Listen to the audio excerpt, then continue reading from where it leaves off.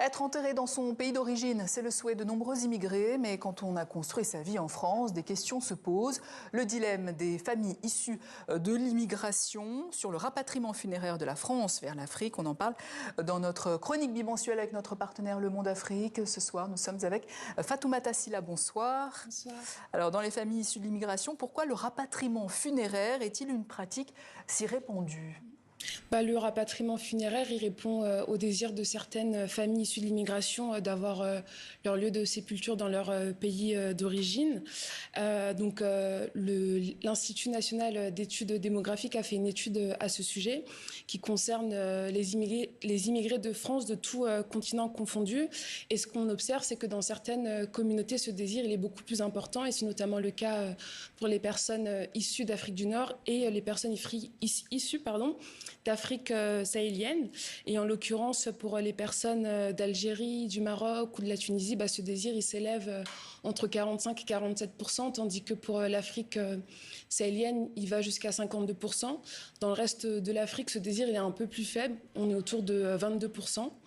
Et pendant longtemps, les travaux de recherche en sciences humaines et sociales expliquaient cette aspiration à être enterré dans le pays d'immigration par un désir de retour au pays. Et surtout quand ça n'a pas lieu durant le vivant, donc ça se fait post-mortem. Et les personnes interrogées dans l'article, en l'occurrence, elles partent toujours de ce retour au pays et elles veulent retourner de là où elles viennent, là où elles ont laissé beaucoup d'attaches, là où il y a leurs ancêtres, là où il y a leurs morts et aussi beaucoup de souvenirs. Et ça s'impose à eux un peu comme une évidence, comme un retour à la case départ ou un moyen de boucler la boucle. Et derrière ce discours, il y a aussi d'autres éléments que la sociologue Valérie Cuzol développe dans ses travaux de recherche.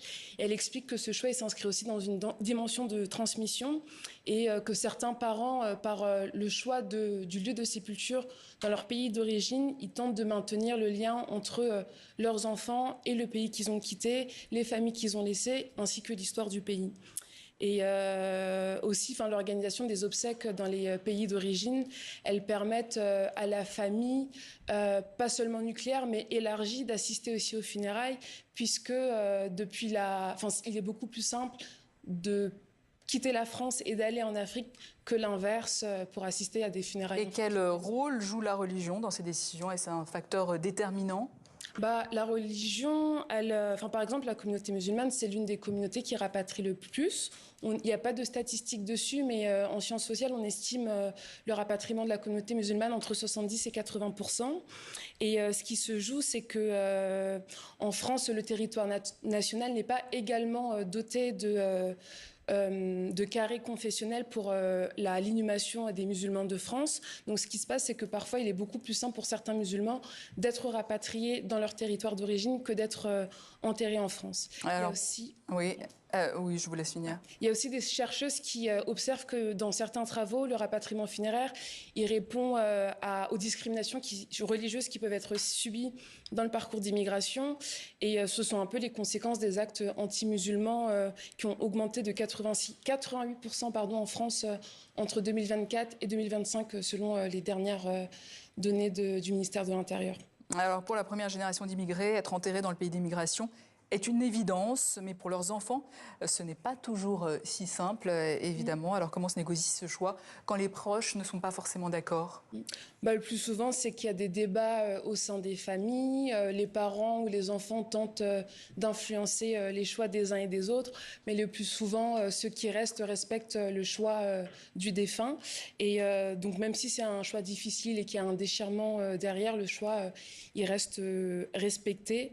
Et donc pour certaines familles, c'est a posteriori que le choix aussi il est compris parce que ils réalisent que ça recrée du lien avec le pays du territoire que les parents ont quitté.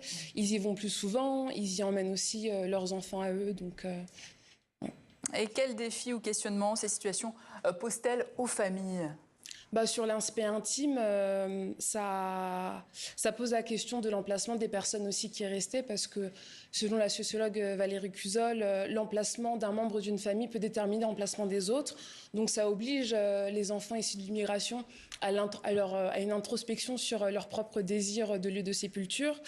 Et il y a aussi un enjeu logistique et financier, parce que les rapatriements funéraires de la France vers l'Afrique peuvent coûter très cher.